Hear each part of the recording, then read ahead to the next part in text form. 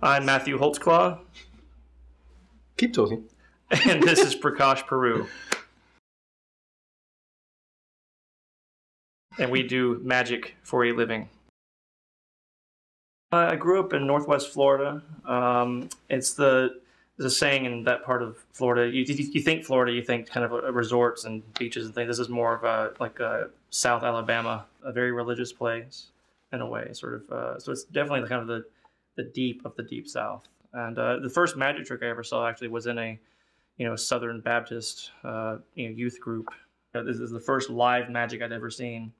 I can't remember if I'd seen a magician on TV yet by this point, but I know that I was the first time I was in the same room as something that couldn't happen. Like this physically couldn't happen. And again, I'm very fond of the South, but I remember schoolmates, other adults telling me that this was the devil's practice. This is something that's evil, and that really kind of upset me, I guess. I mean, kind of gave me a bit of a chip on my shoulder because I was still going to do it. I still liked it, and there was something, even as a little boy, I really got the idea that like this is the only time that lying is actually okay.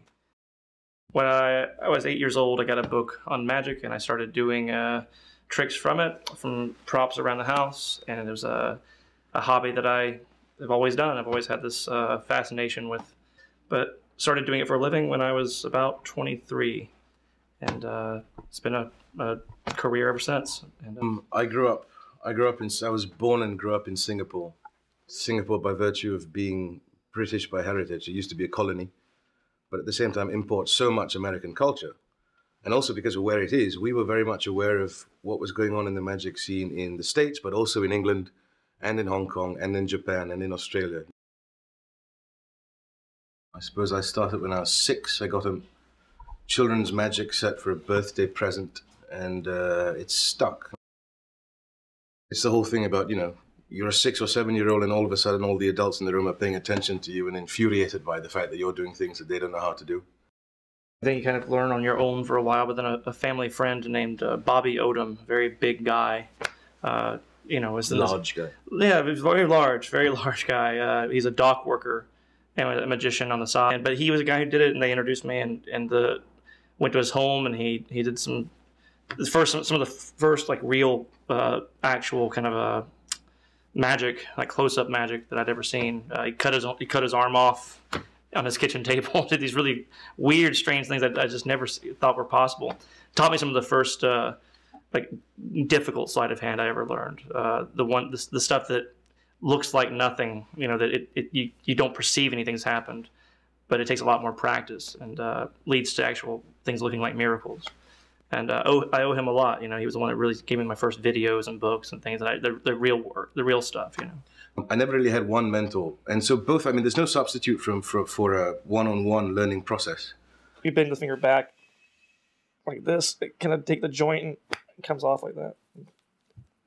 The first magicians I saw were Penn and Teller and Harry Anderson on Saturday Night Live, and I thought that was what magic was. It was sort of this thing of like, look, we know magic is terrible, right? We know it. Yeah, we all agree. Everyone in this room agrees magic's terrible. Well, watch this. And they would do something that had this attitude.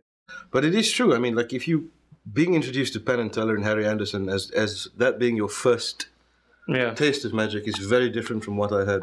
Oh yeah. I mean, I thought that was it. I thought, it made, I did like that it was, those guys assumed the audience had a brain. And, some of our heroes are the ones that we read about in, books that are no longer alive. We can never see. There's not even video of them. People like Max Malini, Carl Germain. We're not nostalgic, but there were some pretty damn good magicians who are now dead, unfortunately. We'll never get to see them.